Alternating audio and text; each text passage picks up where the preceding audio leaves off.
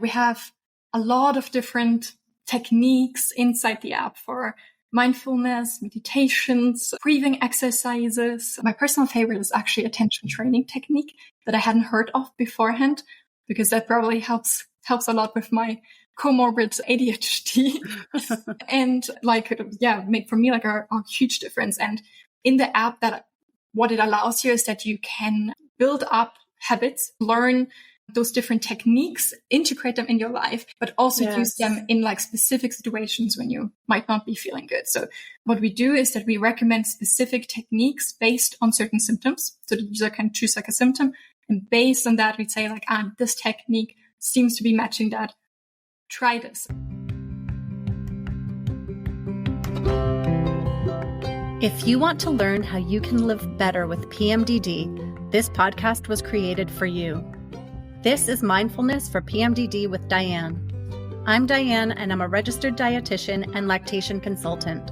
I'm also a mom, a PMDD warrior, and a trauma-informed mindfulness teacher.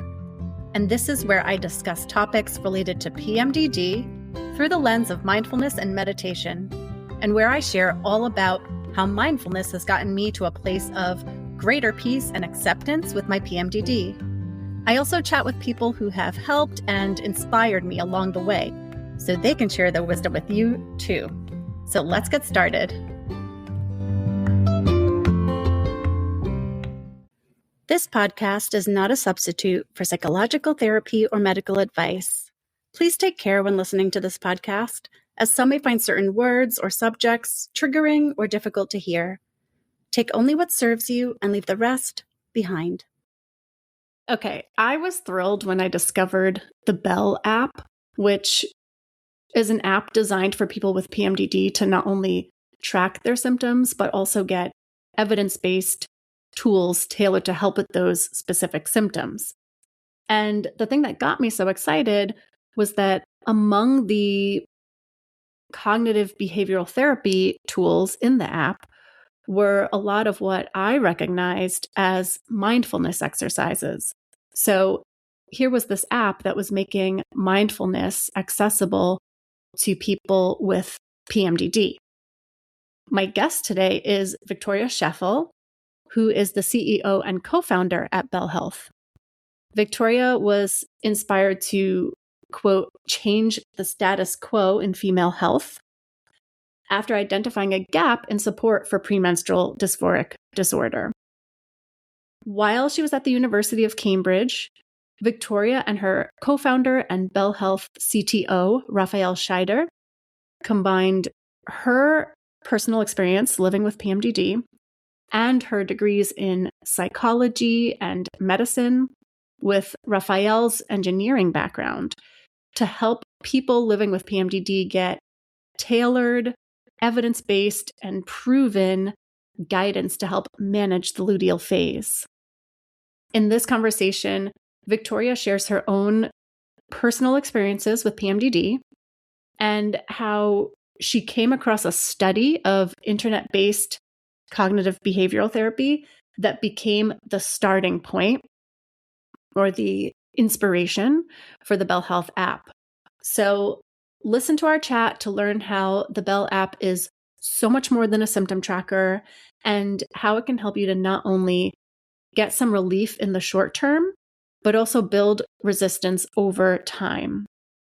I have tried the app for myself, and there's so much good stuff in there. I love the SOS feature that helps you quickly find the right tool by selecting the symptom that's bothering you in the moment.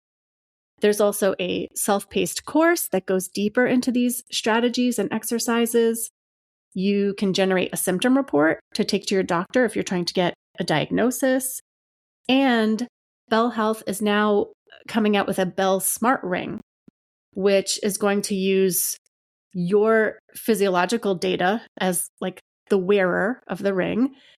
So it'll take information like your heart rate, for example, to give you better and more specific recommendations tailored to your individual needs.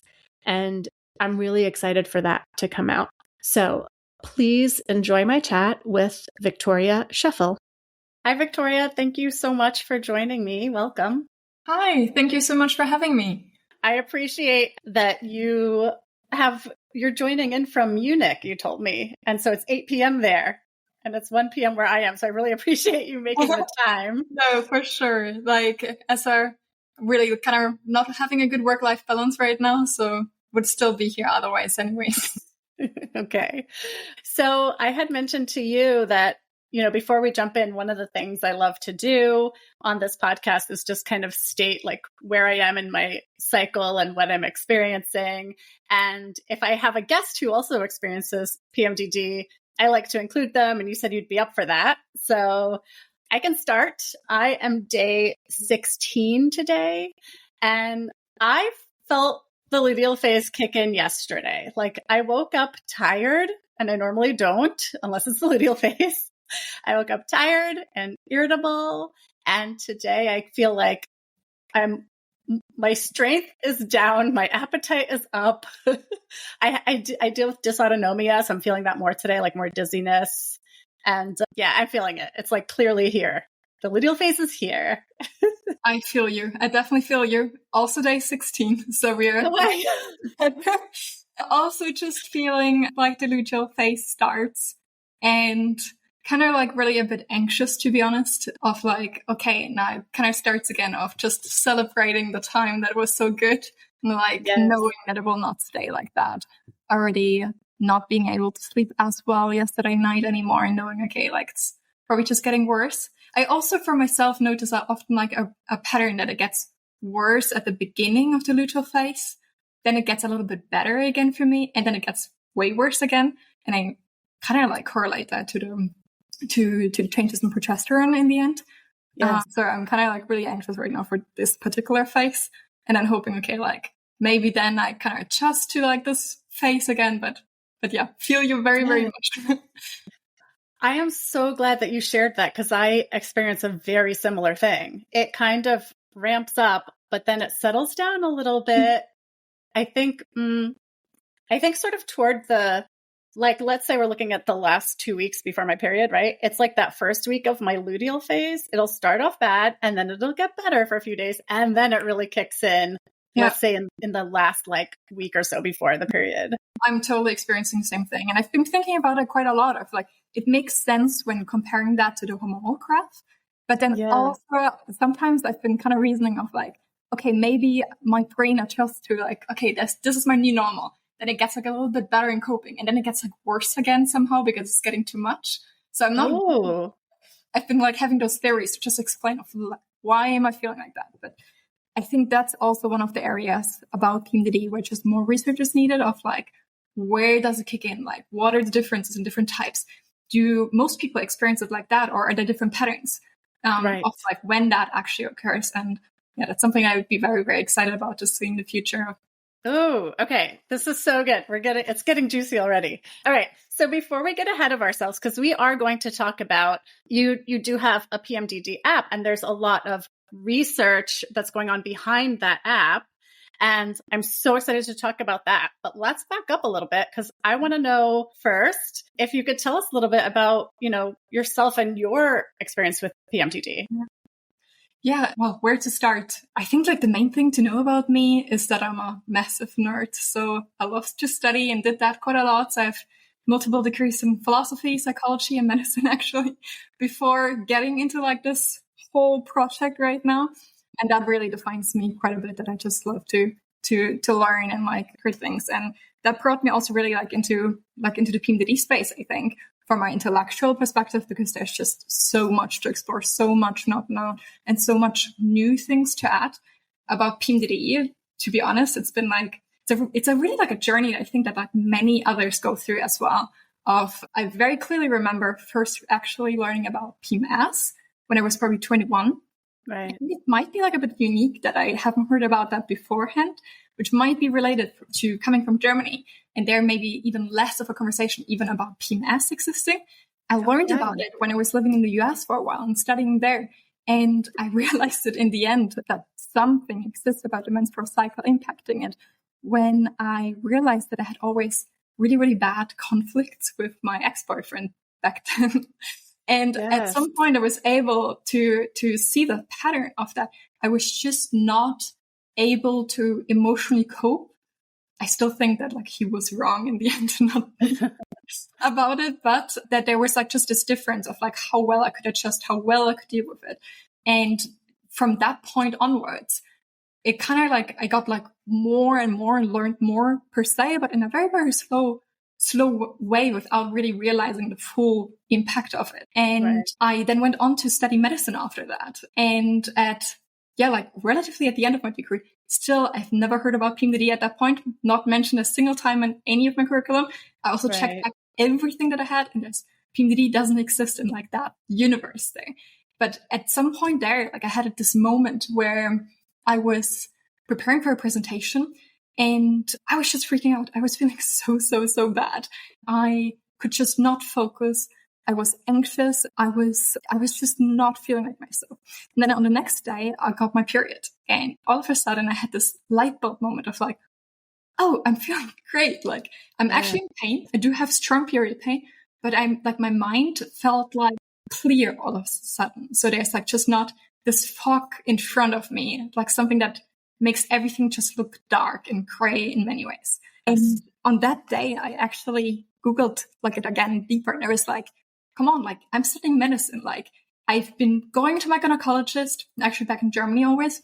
And she told me, get monk's pepper, because that's you can try hormonal contraception in Germany for PMS, or you can try like monk's pepper. And I couldn't really try hormonal contraception back then because of like other medical problems. So monk's pepper is actually, it's just like a supplement like for that. What is that? Okay, a supplement. Actually, I think in English it's like they use also monk's pepper, but I think it's Vitex castus. In Germany, they always use that word, and then I translated probably always right. And I was like, okay, like I've tried that. I cannot really do something. And then with this, like it always getting better. Like at some point, I was like, okay, like I guess I just gotta live with that. But then getting again like into the bad phase. And on that day, I was like, no, but like this is impossible. Like I'm studying medicine myself. Like I'm supposed to actually know what to do, and I'm not supposed to just accept that I cannot do anything about that. Right. So I actually started to sit down, and I went down a really, really deep rabbit hole that probably lasted in my whole follicular phase, like at that point of like reading just every paper about that, and also learned for the first time about PMDD. It was also not even that hard to read every paper because there's not even that much research, which is quite sad to say, but it's actually exactly that. And that's actually where like everything really started. First time I learned about PMDD, and where like all the ideas of changing something in this space started for me. Yes. Wow. Okay. And so by this time, when you are finally discovering what PMDD is, and you're reading the available research out there, which was not much and still is not much, right? Where were you at in your studies at that time, or where were you at, in your life at that time? Pretty much at the end, actually. So I was pretty much at the end. I had like, I think it was like in February, 2.5 years ago now, like around that time. And I was already, like thinking about like where to go like afterwards, because I was more like into the direction that I wanted to change something more fundamental about the medical system. So not necessarily practice medicine myself, but to change something about the structure. Also, like the whole journey that I had taken intellectually before was always like this more on a theoretical side to like maybe create something that can actually impact way more people. And that was also like that moment of learning about PMDD was even the start of like the company, the app in the end. I think like from that day on, I was bothering my back then like boyfriend, partner, now husband, about this. Okay, like we gotta do something about this. This is like, it's impossible that nothing exists. It's like impossible that nobody is talking about this, because it affects me in such a deep way. And I knew that already for like a longer time before like that day. And it's even something I brought up when we started dating on the first time. And looking back, I'm really, really sure that I had it since I got my first period in the end. But on that day, the thing that really changed was that I was not accepting it anymore. I was not accepting that that's just the way that it needs to be. And I was like, okay, but I cannot just blame the world outside of how it is. In the end, it's up to me to change something as well. So that's when we got to do something about it. And we started to discuss, like I was going deep into the literature, seeing like, what can we do? Yes. So it sounds like you really, in that moment or in those moments that you were just learning what PMDD was, you were already being inspired to do something about this. It sounds like, yeah. Yeah, to be honest, I think for me, it was like very, very fluid. I think also something that was quite different for me from what I've experienced and heard from many others is because I didn't even know about PMS. PMS never had a negative association for me. It's just, it could be also really, really strong PMS. It's just like this experience that I had of being really affected in a negative way.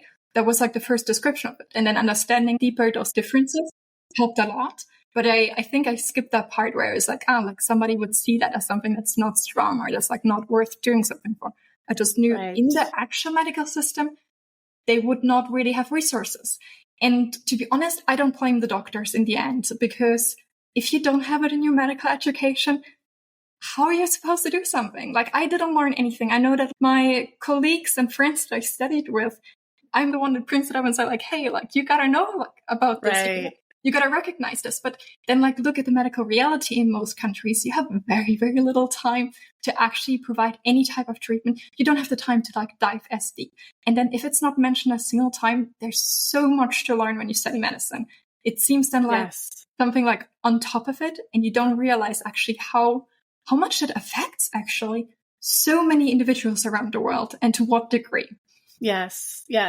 And also, I mean, even now, 2024, it's still a relatively recent diagnosis, isn't it? In terms of being officially recognized, let's say in the ICD or whatever. That was not very long ago, right? Yeah, actually, the ICD, they're just rolling out, or they just rolled out the ICD-11, and their PMDD is actually inside. Funnily enough, as I mentioned, I'm from Germany. In Germany, they use the ICD, but it's not translated officially yet. So they still use the ICD-10 and not the ICD-11. And that's somehow it's a huge project to translate this and to have it approved. So it's something where I've heard it's probably still going to take 3 years or something like that. And until then, PMDD actually does not exist as official diagnosis. Oh my gosh. Right, in Germany. Right. Oh my gosh. And so see, even then it's like, right. So depending where you are, it may be a recognized diagnosis. It may not. Even once something's a recognized diagnosis, though, then it needs time to roll out within the medical community, and so in the meanwhile, like you said, there's real people having real experiences and really struggling. And it feels like there just isn't enough knowledge and enough support. Yeah. So you mentioned, is it when you mentioned your co-founder, is that Rafael? Yes. So you mentioned how you kind of started this together, yeah? Yeah. So how did you and Rafael come to create an app for PMDD? How did you guys decide that was the path you were going to take to do something with PMDD?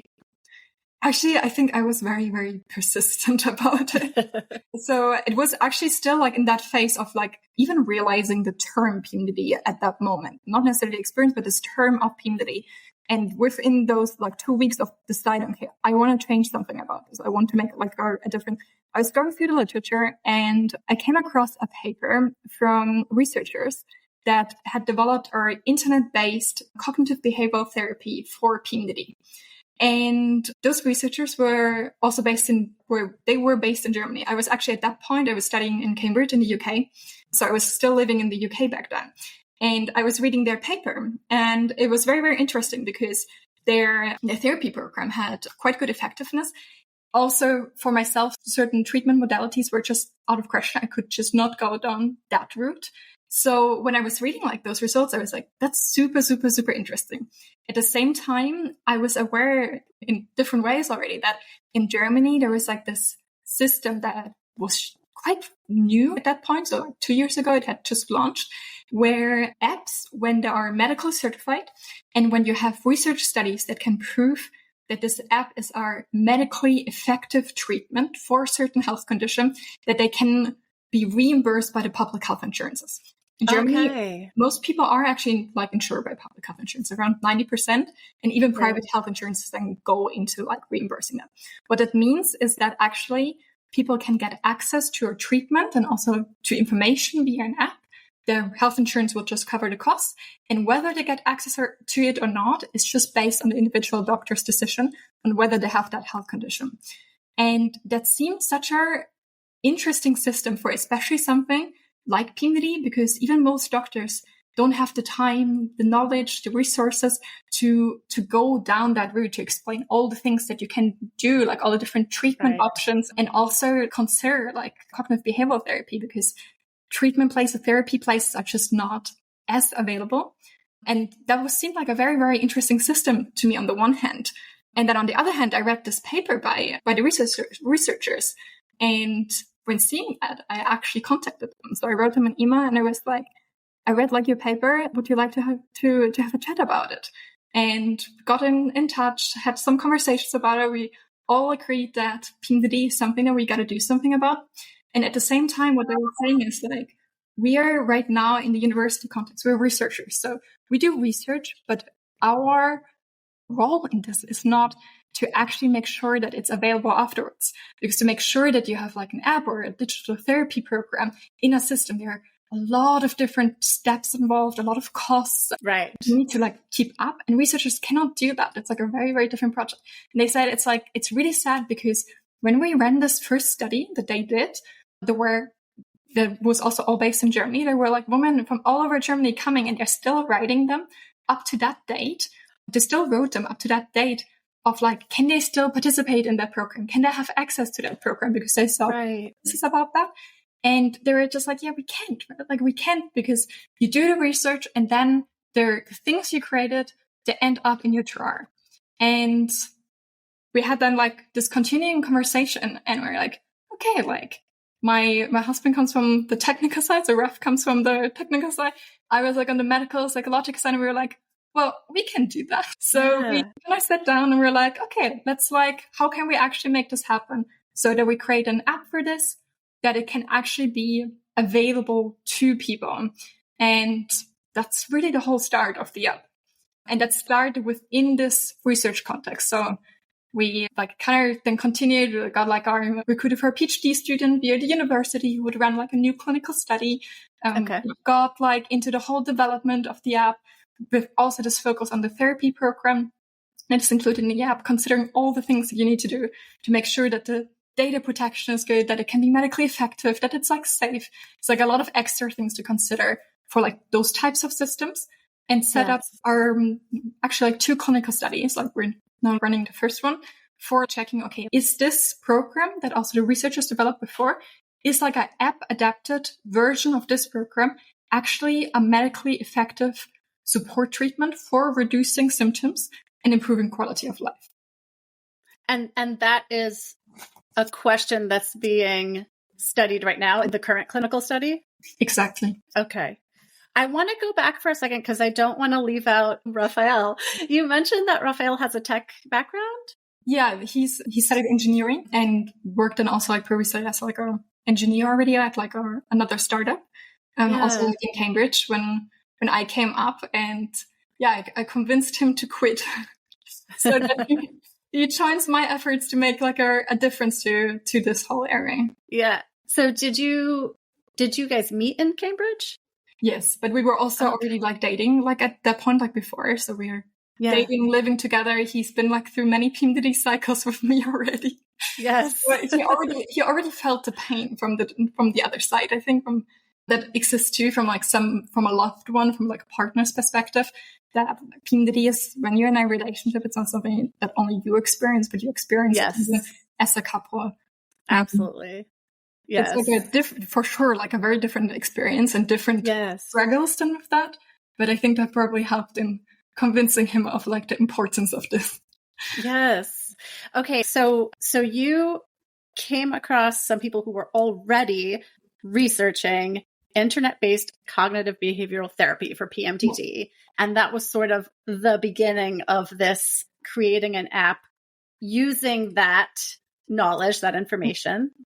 And you currently now have your own study going on to really look at the effectiveness of what you have built and are building in your app, right? Yeah. I want to talk about what I found interesting when I hadn't signed up for the app, and also what, the person listening would experience in the app, and like what that experience is for the user and what they can look forward to.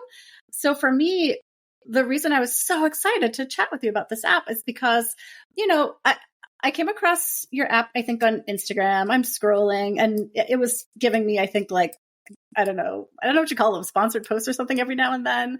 And I thought, it must be a symptom tracker. It must be a symptom tracker for PMDD, right? Kind of just making assumptions. And then maybe I saw something else and I was like, it feels like there's a little more to this. I'm not sure. And what I loved was when I actually got to go in there and look around, I was like, there's so much. There's just so much. It's robust. You can track symptoms, but also what I loved was there was so much, for me, what I loved was there was so much like that seemed like mindfulness.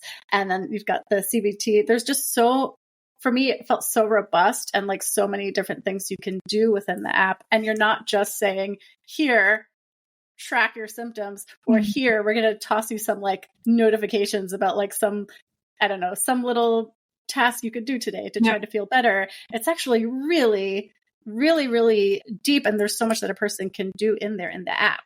So can you talk about like what that experience is, or what you're trying to create for the user going into the app, and what you can do in there and how it works? Yeah, sure. Like, first of all, also like I'm so happy to hear that you're enjoying it, because like it's really, we built it in the end for that purpose of making a difference to people. And yeah, the app is for sure, it's actually quite massive already. It's way too, maybe we also need to make some things even a little bit simpler and like polish still things, but like it's way more than our PMDD tracker.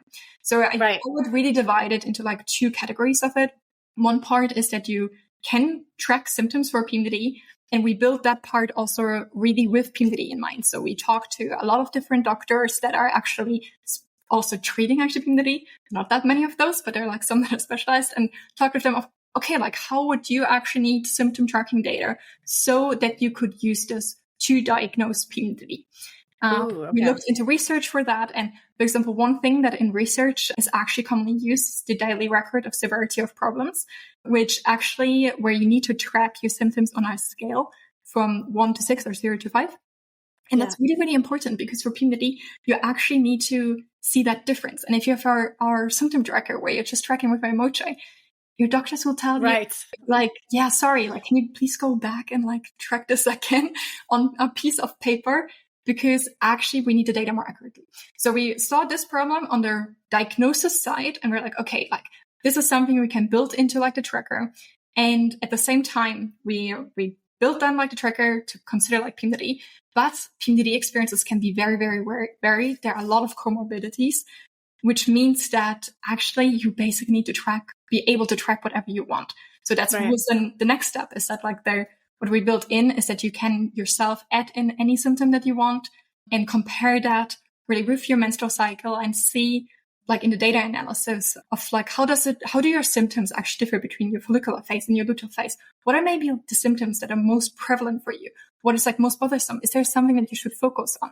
So that's really like on the tracking side. There's also, I'd say on that side, a lot of things that we still want to work on, of like this having the possibility to know like a deeper understanding of one's own data to see what are triggers, tracking medications, tracking sleep, nutrition, like how does everything interact?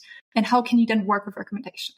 So that's really like this understanding part, diagnostic part that kind of comes together for the individual user, but then also how can it be used in a medical way to potentially provide faster diagnosis, even as a first step.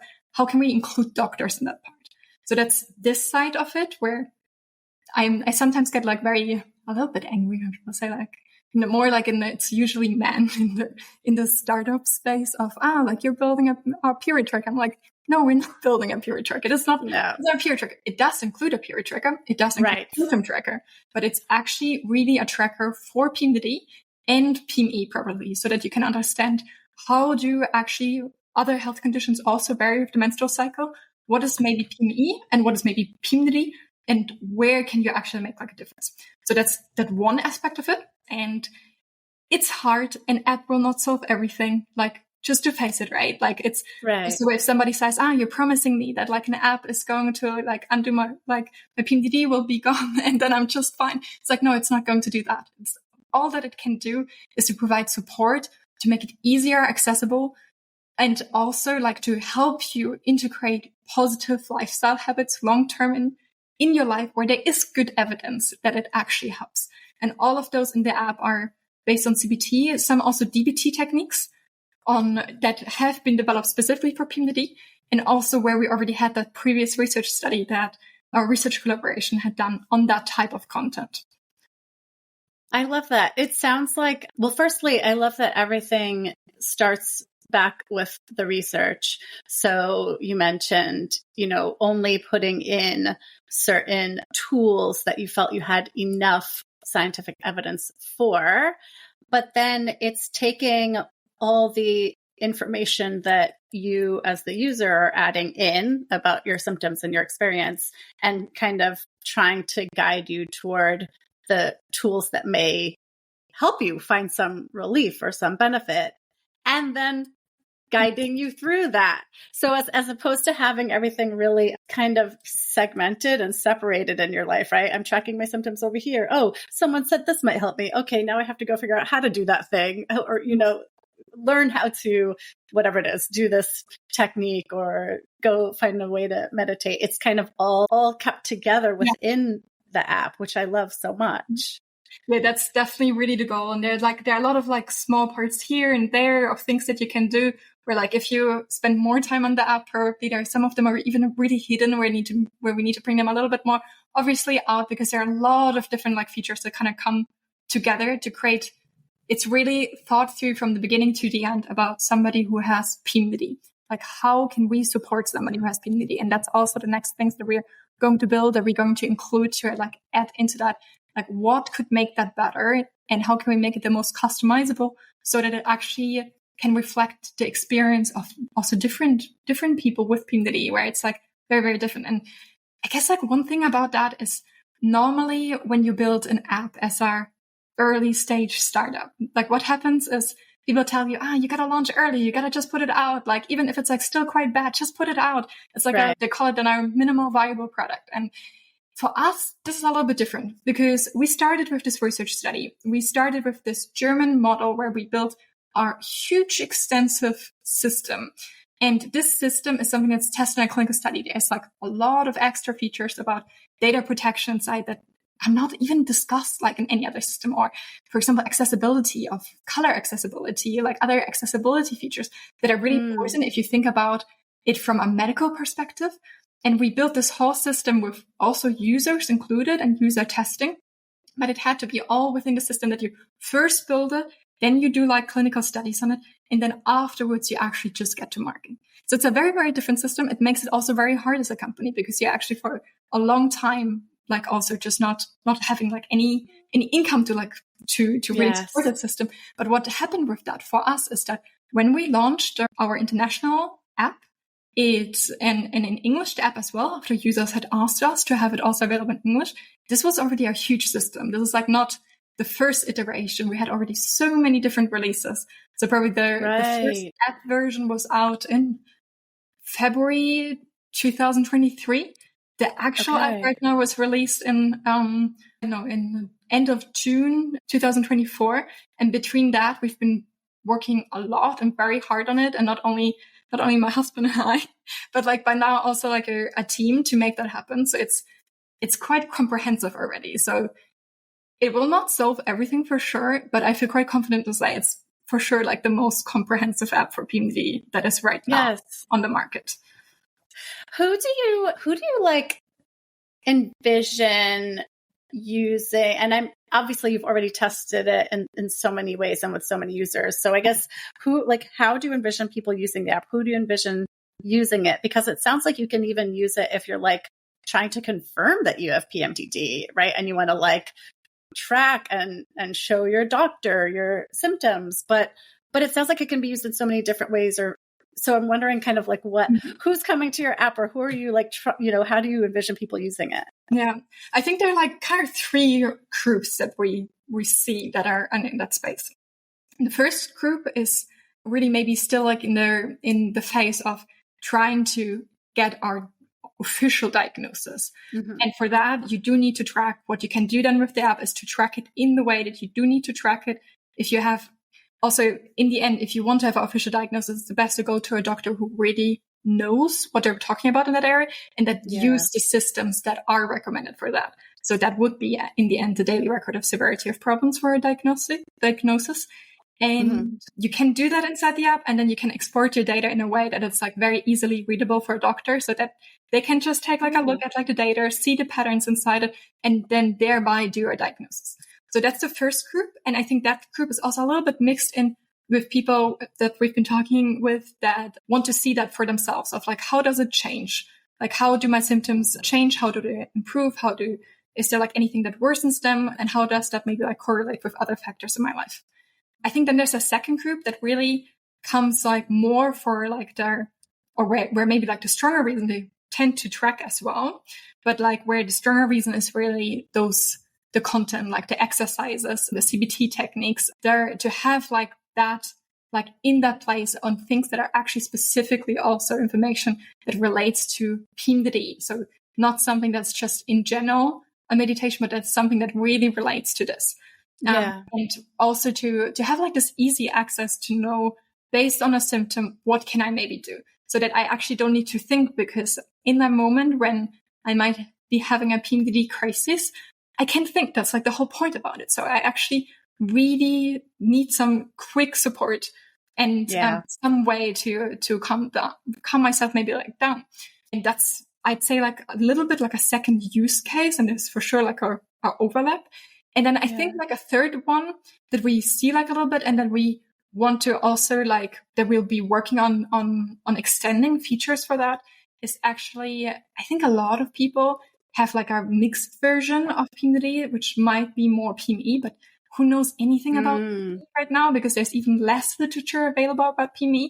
But what we see when we look like from data, also from like our study that we've been seeing, a lot of people who think that they have just a pure PMDD, they have more of a PME version.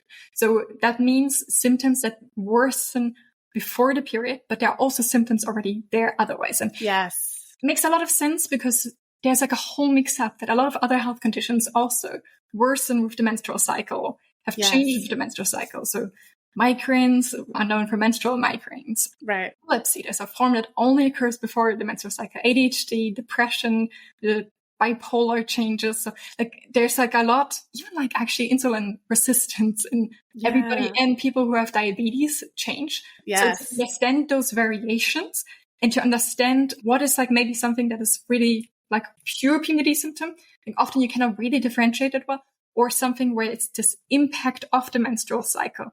How do like different factors influence that? What are maybe triggers? What can I try to do then? Because this is like a trigger for me, and it will not be the same for everybody. So for somebody, it might be more nutrition that can make a difference. For somebody else, it really means that they should maybe like try like antidepressants, but it's not the same for everybody. So the use case that we'll probably be working the most on, so it's like not the only one. We still have also like a lot of different features coming up for different parts of that. But the use case we probably work the most on is for considering what impact does all those psychological and physiological biomarkers have on your health, and how it changes with the menstrual cycle, which is then expressed in this, what PMDD actually is.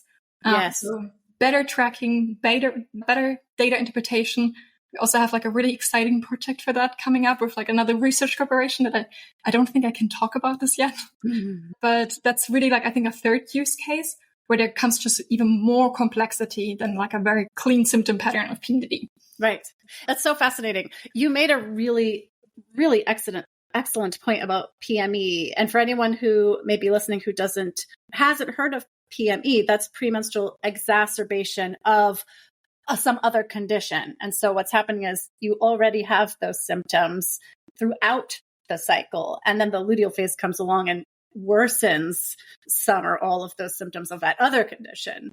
And so, it sounds like whether you're looking to just understand your own PMDD and your own symptoms just to have a better grasp of what you're dealing with and how to help yourself and support yourself, or you're looking to understand how your PMDD and your experience is maybe also tied in with some other conditions or some other things going on. It sounds like the app just really is a great way of all in one place, getting a really good view of what exactly is going on in your experience. How are all these things connected? And what is it that for you is helping or maybe not helping? Because everybody's experience is so unique. I noticed some other things when I was poking around on, I think, your website. Man, you have so much going on. I noticed that you have a program for employers, and I don't know if maybe this is only in Germany or in other places, but where like employers can offer the app to employees. Yeah, so this is something that's still very, very early stage. But yeah, we started in this research context and also thinking really about how can we make this something viable? Because in the end, having an app, I'm learning that more every day. It's like very, very expensive for creating it. But not only that, even to keep like the data stored safely. So it's like, and you need some way to like make this happen. And in the end, I come from a country where healthcare is very accessible. It's accessible for everyone. Like everybody needs to have a health insurance. It's insured. And that's like a value that's also very deeply entrenched in me with that background. And then so having studied also in a system where healthcare is just something that you should have a right to. What we provide is like really between that intersection of already providing healthcare because it doesn't exist in the actual medical system. But then it's like something where I personally believe that everybody should have access to it, independent of their economic buying power, independent on whether they can afford it. That's very, very hard because we can carry the whole cost. Like we are, like at some point we need in some way, at least like get like to a break even that we can finance it in some way. And that's like where we're thinking like also about health insurances, employers. And we're at the very start actually for employers at the program. We're in some early stage conversations because we believe this should actually be accessible. And that might be like a route where that's can be provided and where that exists also for many other health conditions. PMDD is a health condition as any other, so it should be actually covered by health insurances. It should be covered by employee benefit programs. And that's what we're really working towards. So if there's anybody listening who can also give us like any introduction, that's always super, super helpful to get into the conversations and to start really that part to make sure that it's not only available for some people, but it's available for everybody. Yeah. So working to get that into, it sounds like employee assistance programs and things like that. Yeah, exactly. There was one other thing I saw, and by the way, I'm mindful of the time. There was one other thing I wanted to ask you about that I saw either in the app or on your website. And then I also want you to just, tell me what I've not asked. But there's like a course or courses within the app. Can you talk about that? Yeah. So basically the course that you see available there, that's like our extra therapy course that we developed together with the researchers that is also tested in the clinical study right now. While that is in the clinical study and before it is actually a part of health insurance programs, we cannot make it completely available within the app. So that's something that we were told, do not do that because otherwise like no health insurance is ever going to cover this. So, and then several people asked us, can you make that like available like in any form already, like the whole part? What it is, it's actually our 12-week program. It's quite intense, to be honest. So it's, if you see somewhere else online, our 12-week program advertised, it's not that. It's definitely not that. It's really like a 12-week program to look at PMDD from every angle, to work on like based on cognitive behavioral therapy, to work on restructuring your thought processes. Stress management is a part, nutritional changes, exercise, and also like certain behavioral patterns that might make actually PMDD even worse. And that all from a psychological perspective, developed together with actually Professor Weisse and Professor Kleinsteiger, who are the researchers that are already mentioned before. And that's their PMDD course. And then that's like something that we also hope to make like more available and more accessible within the app. And right now it's like really just like the starting point that we already show that this part exists. And we're quite excited when more people can actually access this. So the researchers behind the course were the original researchers behind, is that the research that you discovered, the internet-based CBT for PMDD? Exactly. Oh, wow. Very cool. Okay. And so when that is more available, is that something that's like a self-guided thing? Like someone does themselves through the app? Yeah. Basically, you have a lot of activities and different modules that you need to go through.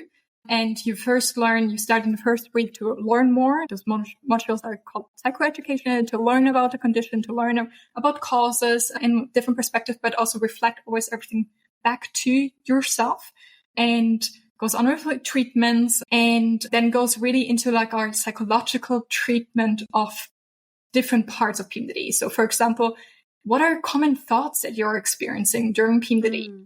And how can you restructure those thought processes to be less problematic? Because it's very, very common that people experience very problematic thoughts when they're in their luteal phase. And what this app course really teaches you, also the techniques that are available for, like in the general app, they do the same.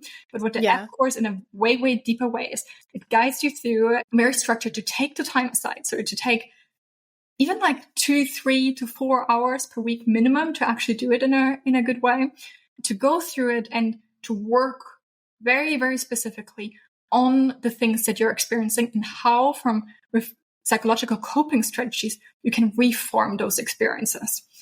And with that also lessen your symptoms, like be able to better cope, which kind of comes back to this point that I mentioned earlier of like, an app will not be able to cure like every type of PMDD symptoms. Never. Like that's just not, there's still like a very, there's like a biological basis to it. But there are also, when you think about the causes of PMDD, there are biological factors that impact the development of PMDD, but there are also certain psychological and social factors that can worsen PMDD, or that can also just cause that somebody's experiencing it. And then what coping skills can do is they can allow you to better deal with those experiences and the changes that you experience during PMDD. Right. And that's what really the course in a very, very intense way guides you through, to make like changes that can help you to deal better with your symptoms. And it sounds like that's really what the app is about too. Yeah. It's about really understanding, developing the tools and skills and the understanding of your PMDD to learn how to manage and cope better, and how to like use that knowledge to help yourself. The app is called the Belle Health app. Can you get it just wherever you would get your apps? Actually, you can get it in their App Store and in the Play Store, so it's available on all platforms. Okay. And it's available everywhere except in Germany, because in Germany you can only get it right now via the research study. The reason for that is that if we would have the app also available in Germany, it could just confound the results, because then people could just go and use the app that is available, and we do not need to, because like our research study is a randomized control trial, which means there will be people who get the app at a certain stage, and then there will be people who only get that after a certain amount of time has passed to check, is the app actually helpful, or is it just that there may be results because people are participating in a study? So only exceptions. So if you're based in Germany, then go to our website, sign up for like our second clinical trial that's going to start at the end of the year. But everywhere else, it's available in the normal app stores. Okay. So I asked you a whole lot of questions about all the all the things that I was curious about, but I'm sure there are things that I didn't cover. So is there, what is it that you want people to know overall just about you and the Belle Health app? Yeah, I guess what I would want people to know is that we really care about it. Like we're not doing this for some reason of just having like another period tracker, or like for this like having something available and saying like, we're selling something for people with PMDD who are already suffering a lot, and then there's just something else out there. And it's really not the point about it. It's not this, like, we've already dedicated, I think now 2.5 years of like every free minute onto that, every cent that we have into this project, because we really want to make a difference. And we are probably not going to do everything perfect. So if there's anything that anybody sees where they want to give us feedback or help us improve in something, we appreciate that a lot. And also if anybody wants to have like a chat about how we can really make a difference in this area, we have a lot of ideas and a lot of actually really really, really exciting things coming up of how we want to integrate stuff. And like, I'm so excited when I can actually share all of this. But yeah, if there's like anybody who wants to unite and to really make like a difference in this area, to like, my vision is that in 20 years, we're going to look back and we'll be like, crazy that we haven't treated PMDD, like crazy that in medicine, that was not a part, crazy that in the end, we treated also women and men in medicine. So like biological women, like that sense, the same, because that experience of hormonal changes and different phases of the menstrual cycle are just fundamentally different. So anybody who also is working towards that goal, who wants to make a difference in any type of way, please reach out. I'm always really, really excited to have those conversations, and you'll see more of us around. Perfect. Where can people find you, and how can they reach out? Actually, if you go to our website, so bellehealth.co, you'll find my email. It's also victoria@bellehealth.co. So you can just reach out, write an email, write us via any channel that you see from us online. And sometimes, like when I'm like in a really bad PMDD phase, I might miss it. But otherwise, you always get back as soon as we see it. Amazing. And I will be in touch with you to get, whatever links that you want to share in the show notes. We'll definitely do that in the show notes and put more information about the app in there. Thank you so much again for making the time to chat with me all the way from Munich. It's now 9:00 there, I guess, at night. So I really appreciate it. And I'm so excited about what you guys are working on. Thank you so much also for like all your work of spreading awareness. It means a lot. And if all of us are working together to make a difference, it will change the status quo. Yes. I love that. Thank you, Victoria. Thank you.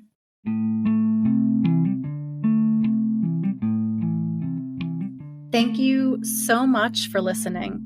If you liked the show, please subscribe wherever you get your podcasts. For links to everything mentioned in this episode, you can check out the show notes. And you can find me, Diane de Jesus, on Instagram at Mindfulness for PMDD. Now, I invite you to pause, take a breath, and look around.